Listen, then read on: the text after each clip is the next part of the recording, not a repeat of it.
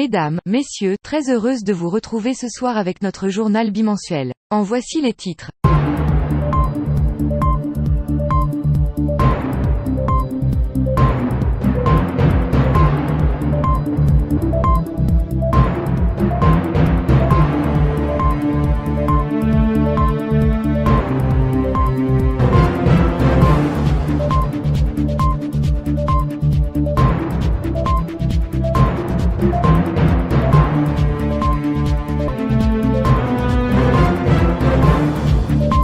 Monsieur Taha Hassin Ferhat, président de l'association, nous a transmis le message suivant. Ce retranchement forcé imposé par le confinement, nous a donné l'occasion de faire la revue de nos différents JT de l'année 2018. Nous découvrons ainsi que ces JT constituent une banque de données inestimable retraçant la vie de notre association sur les périodes écoulées. Et mieux qu'un livre, ce patrimoine informationnel qui englobe les données issues de ces différentes activités transcrites sur support audiovisuel est à mettre à la disposition de nos adhérentes et adhérents qui laisseront ainsi, chacune et chacun en son chez-soi, une mémoire vivante à la disposition de leur descendance. Pour ma part, je tranche par l'affirmative et je continue à éditer le JT à périodicité bimensuelle avec importance et intérêt qui lui sont dus égard aux bénéfices grandissants récoltés par notre association. En avant donc pour ce premier numéro de cette nouvelle édition.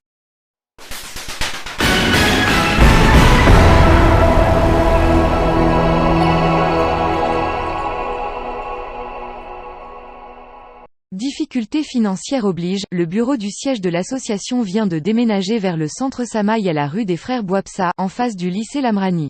Les points positifs pour cette opération restent cependant la proximité du lycée Lamrani et le loyer moins cher.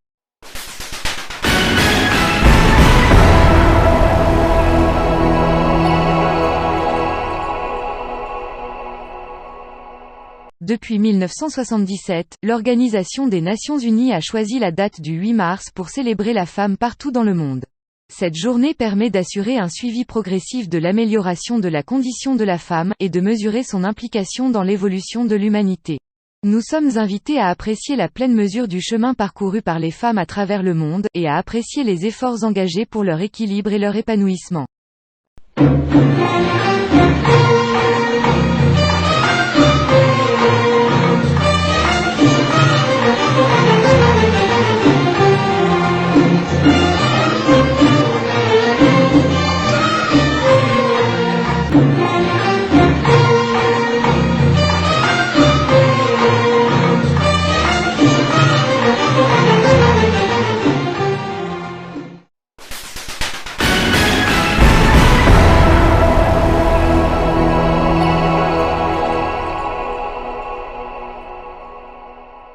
Cette année nous célébrons le 8 mars en nous rappelant une Chaïda, ancienne élève du collège de Batna, tombée au champ d'honneur dans la région de Kolo en 1956. Ziza Massika que nous présentons et dont on s'est fait le devoir de nous recueillir sur sa tombe à Merouana en espérant que cette journée du 8 mars lui soit, toujours, consacrée par notre association, à l'avenir, pour le recueillement sur sa tombe.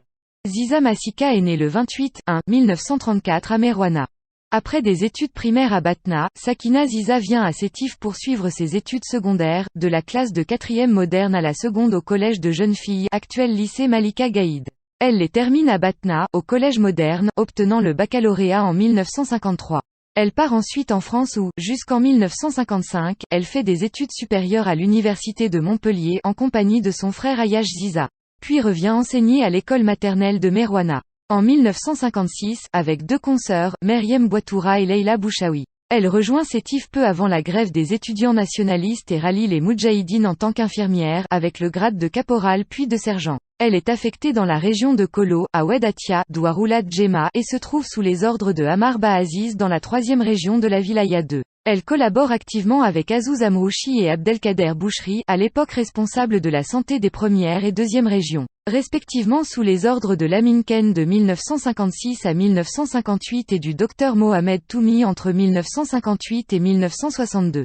Au cours d'un bombardement, elle est tuée non loin de Kolo à Keneg Mayoum, à 25 ans, le 29/8/1955 près de l'hôpital dont elle était responsable par une roquette tirée d'un avion de lutte anti-guérilla Tom 6. À l'indépendance, le corps de Masika a été transféré auprès de celui de son père Ali Ziza à Merouana. En hommage à sa mémoire, on a construit l'école primaire Ziza Masika et un établissement hospitalier à Merouana. Son nom a été donné à une promotion de médecins et de techniciens paramédicaux de l'hôpital militaire de Ain Nahadja, à un domaine autogéré dans la daïra d'Ain Jasser et à une cité dans la ville de Ain Jasser.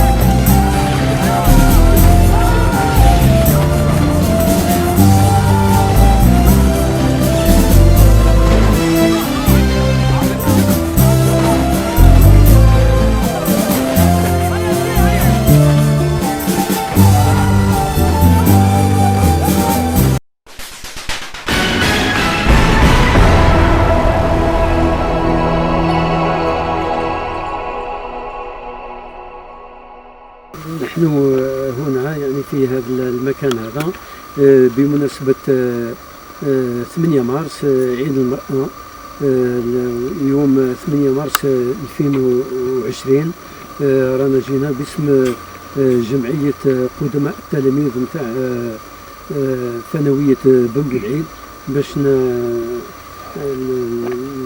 للمقبرة نتاع مروانة باش نذكروا تلميذة من تلميذات المؤسسة القديمة، وهي زيزة ماسيكا الشاهدة التي استشهدت بالولاية الثانية المحاربة، ورانا زرناها وجينا باش نترحموا على الروح نتاعها ونترحموا على جميع الشهداء نتاع الثورة التحريرية. وهذه مناسبة عظيمة جدا لأنها هذا زيزة ماسيكا تشكل رمز من رموز نتاع الثورة، لأنها توفات في الحرب وهي في الحرب وهي تحارب، وهذا دليل على أن الحرب التحريرية كانت المرأة تشارك فيها مشاركة عظيمة جدا، ولما توفات كانت في عمرها 25 سنة، وهذا هو كشيء مهم جدا لابد لنا أن نذكروا الشهداء نتاعنا ونذكروا كل من حارب يعني لتحرير هذا الوطن الغالي، وباش حنايا نأديو الدور نتاعنا، ورانا بكل فخر يعني جينا لهذا المكان هذا باش نترحموا على الروح نتاعها وعلى الروح نتاع جميع الشهداء، ورانا فخورين بالشهداء نتاعنا، ورانا فرحانين بهذه المناسبة اللي رانا ذكرنا.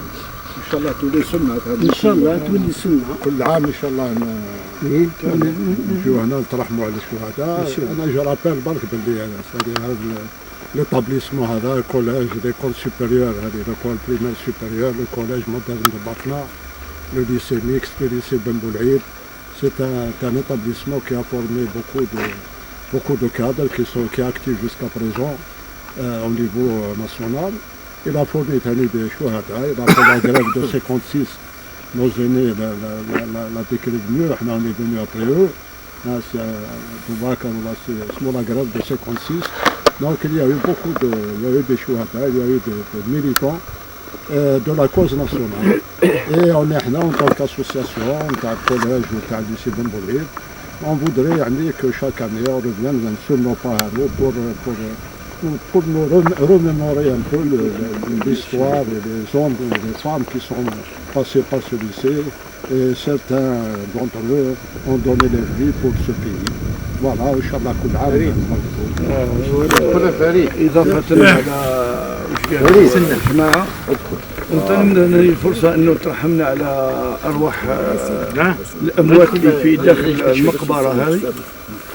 زيادة على هذه شفنا قرين من عائلة بوعزيز، عائلة فرحات، الأب نتاع سي عمر، أب سي حسين، وبعض الأموات كل زدنا ترحمنا على الأرواح نتاعهم.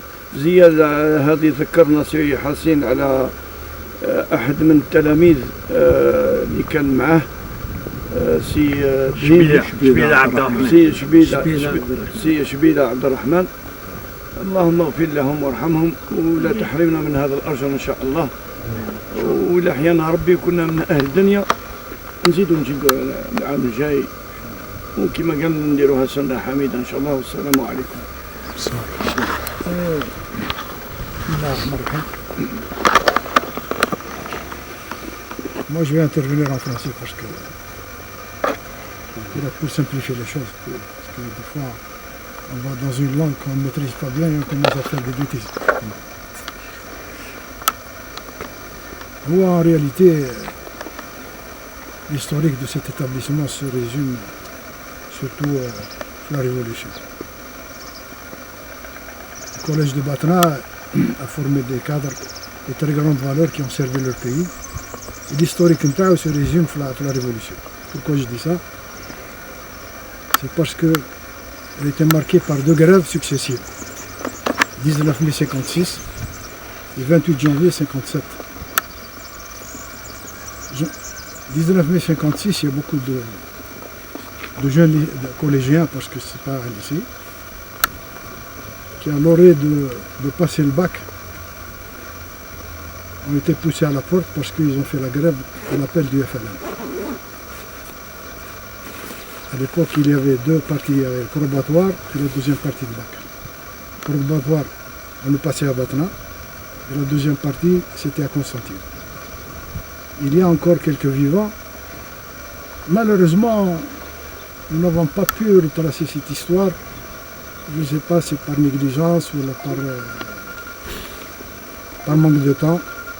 Mais c'est dommage parce qu'il n'en reste pas beaucoup de ces gens-là qui ont quitté en 56. On a voulu à un certain moment retracer l'historique mais Al-Jamia. Malheureusement, le staff de Al-Jamia Batna 1 n'a pas répondu à notre appel. Mais c'est dommage. Parce que là, on a voulu faire ça pour transmettre le message aux générations futures. Les coronavirus CoV forment une grande famille de virus qui provoquent des manifestations allant du simple rhume à des maladies plus graves telles que le syndrome respiratoire du Moyen-Orient (MER) et le syndrome respiratoire aigu sévère (SRAS). Un nouveau coronavirus nCoV est une nouvelle souche de coronavirus qui n'a pas encore été identifiée chez l'homme. Les coronavirus sont zoonotiques, c'est-à-dire qu'ils se transmettent de l'animal à l'homme. Des enquêtes détaillées ont révélé que le SARS-CoV se transmettait de la civette à l'homme et le MER-CoV du dromadaire à l'homme. Plusieurs coronavirus connus qui n'ont pas encore infecté l'homme circulent chez certains animaux. Les signes courants d'infection sont les symptômes respiratoires, la fièvre, la toux, l'essoufflement et la dyspnée. Dans les cas plus graves, l'infection peut provoquer une pneumonie, un syndrome respiratoire aigu sévère, une insuffisance rénale et même la mort. Les recommandations standards pour prévenir la propagation de l'infection comprennent le lavage régulier des mains, le fait de se couvrir la bouche et le nez lorsque l'on tousse et éternue et une cuisson complète de la viande et des œufs. Il faut éviter les contacts étroits avec toute personne présentant des symptômes de maladies respiratoires tels que la toux et les éternuements.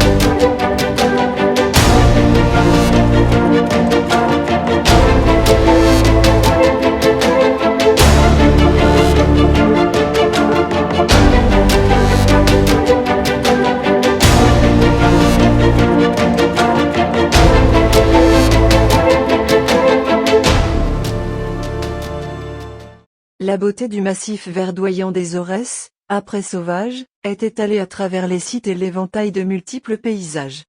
La magnificence ne cesse de se révéler, dans ces montagnes rebelles, chaque fois que nous rencontrons ces contrées au cours de nos différentes visites. En voici un extrait.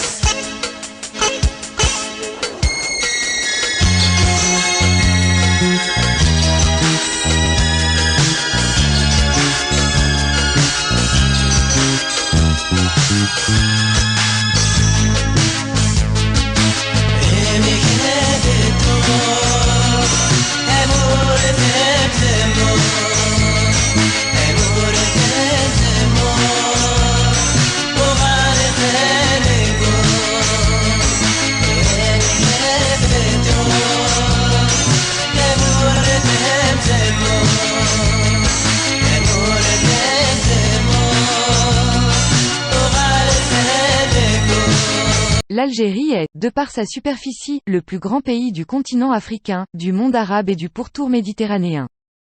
Dans sa partie sud, elle intègre une grande part du Sahara. Un climat méditerranéen couvre le nord, tandis qu'un climat désertique se fait vivre au sud. Du fait de sa situation géographique, l'Algérie jouit d'un environnement aussi impressionnant que varié avec de vastes chaînes montagneuses qui s'élèvent sur la totalité de l'Est algérien et sont délimitées par la frontière tunisienne. Sur la côte méditerranéenne, on peut admirer en hiver les montagnes enneigées du Djourdjoura. La partie saharienne, couvrant plus de 80% de la superficie de l'Algérie, 2 millions de km², est constituée principalement de règues, d'ergues, d'oasis et de massifs montagneux. La visite du cirque dunaire de Moulnaga, dans la Tadrar est un spectacle unique pour les yeux. Le littoral méditerranéen comprend une faune et une flore très riches et variées, notamment dans le parc national de Gouraya ou la baie des Égades située dans la commune de Béjaïa. La réserve naturelle du lac des oiseaux d'El Taref vous enchantera par le nombre d'espèces rares tout comme le jardin d'essai d'Alger qui renferme plus de 3000 espèces végétales dont certaines sont considérées comme très rares. L'Algérie compte 107 espèces de mammifères dont 47 sont protégées et 30 menacées de disparition. Preview.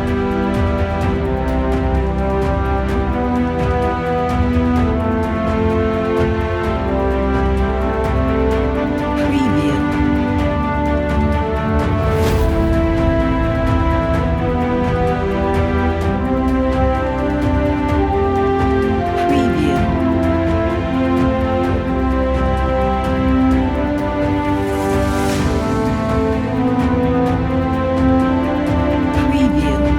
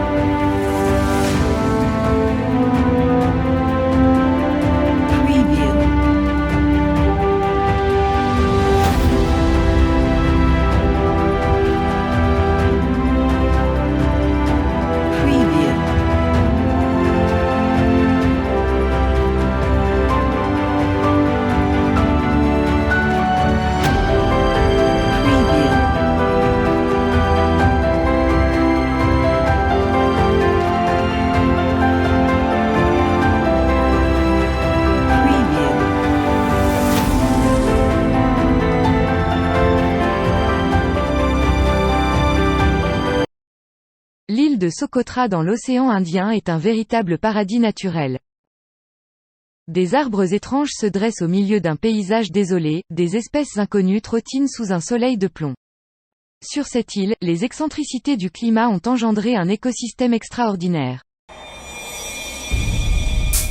Île de Socotra, océan Indien, février 2010.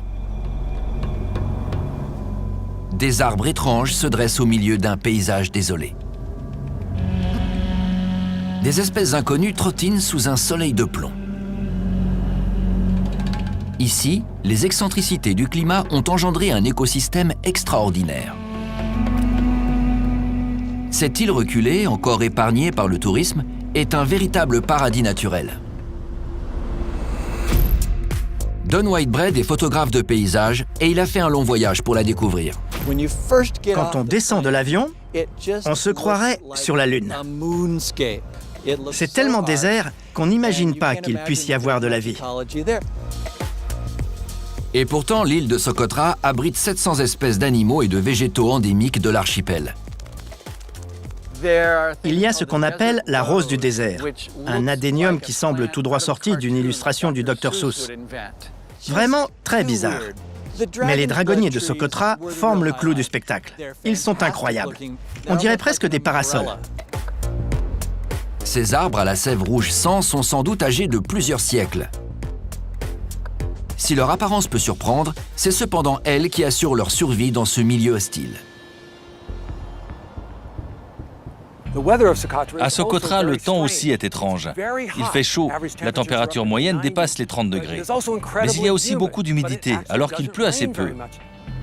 Le dragonnier de Socotra s'est adapté à ce paysage hostile et singulier. Grâce à sa canopée en forme d'ombrelle, il parvient à aspirer l'humidité présente dans l'air. Quant aux adéniums, ils font des réserves d'eau, comme un dromadaire qui stocke de l'eau dans sa bosse. C'est comme ça qu'ils survivent aux périodes de sécheresse. Il n'y a pas que les végétaux qui se sont adaptés à la chaleur. Les escargots, par exemple, sont devenus énormes. Ils se sont adaptés en apprenant à grimper aux arbres pour échapper à la chaleur du sol et gagner des zones plus fraîches. Par ailleurs, la mousson s'accompagne souvent de vents, pouvant avoir la force d'ouragan. Seules les plantes les mieux enracinées parviennent à leur résister. Ce ne sont pas seulement de jolis arbres. Ils supportent des vents violents, un climat difficile. On pourrait leur rentrer dedans avec un camion sans les faire bouger d'un poil. Les espèces qui réussissent à survivre au climat de Socotra inspirent le respect. Les forces qui s'exercent ici et l'isolement de l'île ont donné naissance à quelque chose de très insolite. Visuellement, c'est un environnement très riche. J'espère bien revenir.